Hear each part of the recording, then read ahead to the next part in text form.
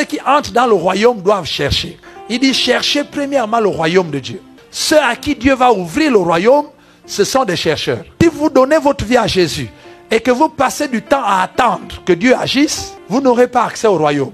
Parce que la Bible dit que le royaume est forcé, ce sont les violents qui s'en emparent. Mais des violents dans la recherche. Il a dit cherchez. Cherchez premièrement le royaume de Dieu. Le royaume de Dieu, c'est Jésus-Christ. Tout enseignement qui sort du cadre de Jésus-Christ sort du royaume. Enseigner sur les masques des sorciers. Enseigner sur les incubes, les succubes. C'est bien, mais ce n'est pas le royaume. Ça attire seulement la curiosité des gens pour voir les esprits de Marie de nuit, comment ça se manifeste. Mais enseigner sur les esprits de Marie de nuit.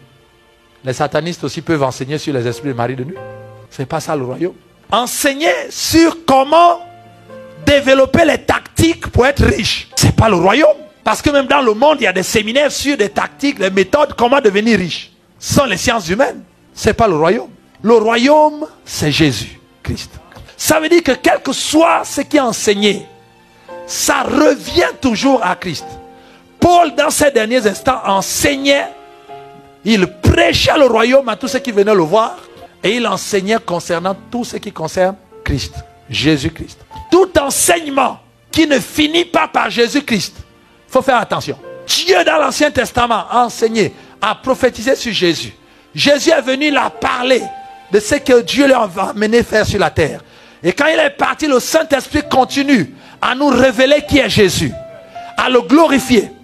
Toute la vie humaine, la relation entre Dieu et l'homme est canalisée par la personne de Jésus-Christ. Lorsque vous sortez de la personne de Jésus-Christ, il y a risque de sortir du royaume. Donc les gens qui sont beaucoup toujours dans les choses mystiques et tout cela, alors qu'on va enseigner, voilà l'Apocalypse de ceci, on va enseigner sur Babylone, on va enseigner sur ceci, sur cela, etc. On va vous apprendre les mystères. Ça c'est le mot d'aujourd'hui maintenant. Voilà, un homme de Dieu arrivé, il va révéler les mystères. Je vais vous donner les mystères ce matin. Quel mystère? La Bible dit qu'il y a un seul mystère, à savoir Jésus-Christ. Christ en moi, l'espérance de la gloire.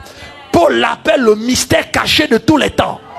Ça c'est quel genre de mystère que vous avez des pasteurs de la diaspora spirituelle qui viennent vous enseigner. Oh, mystère de ceci, grand séminaire sur le mystère. On va dévoiler les mystères prophétiques de ça. C'est quoi ça? Dans les derniers temps, Paul, avant de mourir, enseignait le royaume concernant Jésus. Le royaume de Dieu, c'est Jésus. Si vous enlevez Jésus dans votre prière, vous enlevez Jésus dans vos méditations, vous enlevez Jésus dans votre vie, vous êtes sorti du royaume.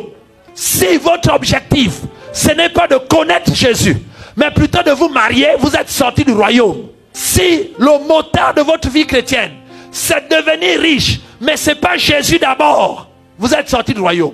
Enfin, vous évoluez hors royaume. J'ai le plaisir et l'avantage ce matin, et peut-être le regret pour certains, de vous apprendre que vous êtes hors royaume. Si le premier objectif dans votre vie, c'est de devenir riche en venant à l'église, en venant en Christ, vous êtes déjà hors royaume. Si premièrement votre objectif, c'est de vous sortir de toutes les malédictions qu'il y a autour de vous, si c'est ça qui motive premièrement votre vie chrétienne et votre relation avec Dieu, laissez-moi vous affirmer et vous donner aujourd'hui l'information capitale que vous êtes un chrétien hors royaume.